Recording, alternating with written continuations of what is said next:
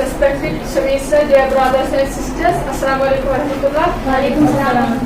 आप सबने इन सभी को सुना और देखा इन्होंने क्या क्या बोला। आज हम उसी के बारे में थोड़ा और पढ़ेंगे।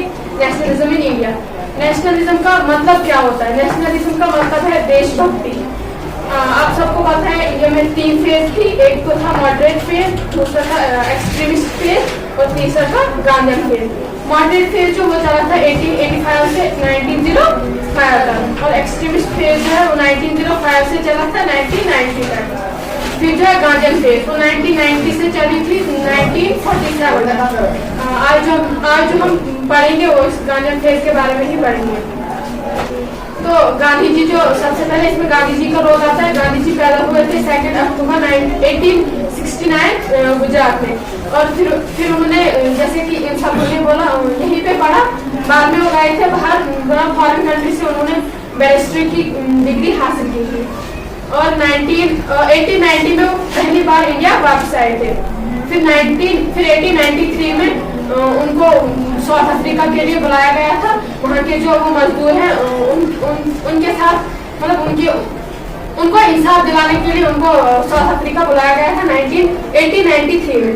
फिर जब वो वहाँ गए एज अ लॉयर 1893 में जब वो वहाँ साउथ अफ्रीका गए थे फिर वहाँ पे उन्होंने जो पीजेंट्स थे वहाँ पे उनके साथ मतलब उनके लिए लड़ा और फर्स्ट सत्याग्रह उन्होंने चलाई थी। हाँ साउथ अफ्रीका में उन्होंने 20 साल मतलब वो 20 साल रहे साउथ अफ्रीका में और वो कई बार उसमें जेल भी चले गए थे।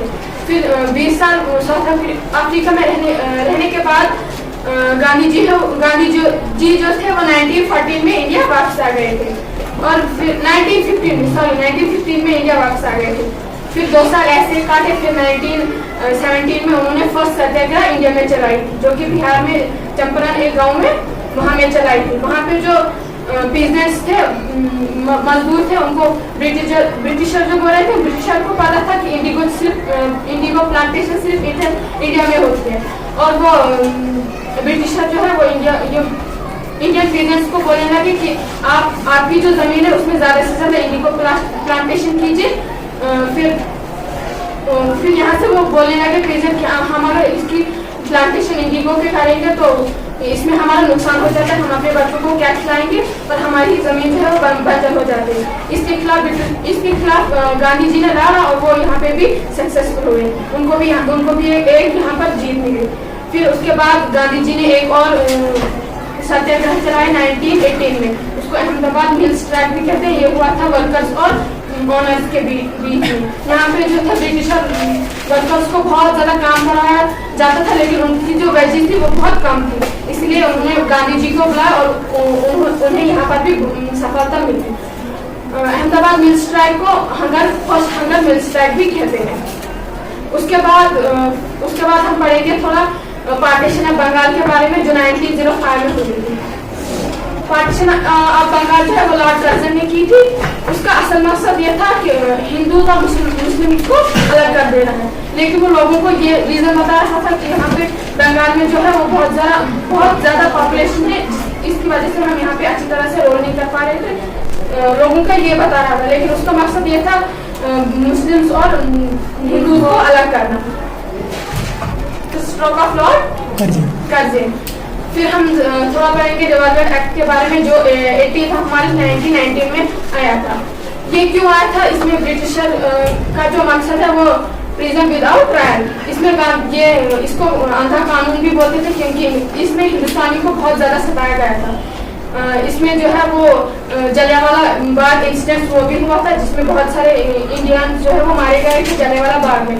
फिर उसके बाद इसमें ये हुआ था कि तुर्की का जो प्रेसिडेंट था उसको भी कुर्सी से मतलब वहाँ पे भी ब्रिटिशर में कुछ चालें चली और उसको भी कुर्सी से हटा दिया गया जिसकी वजह से यहाँ के इंडियन मुस्लिम जो थे उनको बहुत ज्यादा गुस्सा आया था और फिर उन्होंने यहाँ पे खिलाफत मूवमेंट स्टार्ट की थी जो कि 1919 से 1920 तक रही थी। जो खिलाफत मूवमेंट का फाउंडर जो थे वो थे अली ब्रदर्स शौकत अली और मोहम्मद अली।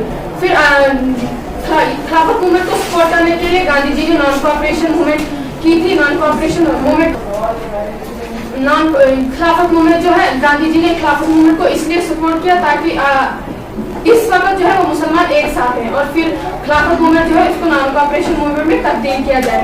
उन्होंने नॉन कॉपरेशन मूवमेंट को इसलिए खिलाफत मूवमेंट को नॉन कॉपरेशन मूवमेंट में इसलिए लाया क्योंकि उन्होंने तो एक उसका जलियांवाला बाग का जो है उसका बदला लेना था, दूसरा मुसलमानों का सपोर्ट, खिलाफत मूवमेंट का सपोर्ट। उसके बाद जो रजौरी इंसिडेंट हुआ था 6 फरवरी 1922, उसमें क्या किया था, सिविल जो लोग थे उन्होंने एक पुलिस स्टेशन में आग लगाई थी जहाँ पर 22 पुलिस ऑफिसर मारे गए थे। फिर जो ब्रिटिशरों ने जब ये खबर सुनी उनको बहुत ज्यादा गुस्सा आया। उसके बाद गांधी जी ने ये जो है नॉन कॉपरेशन मूवमेंट इसको बैन कर दिया था और फिर गांधी जी को 6 साल की जेल दी।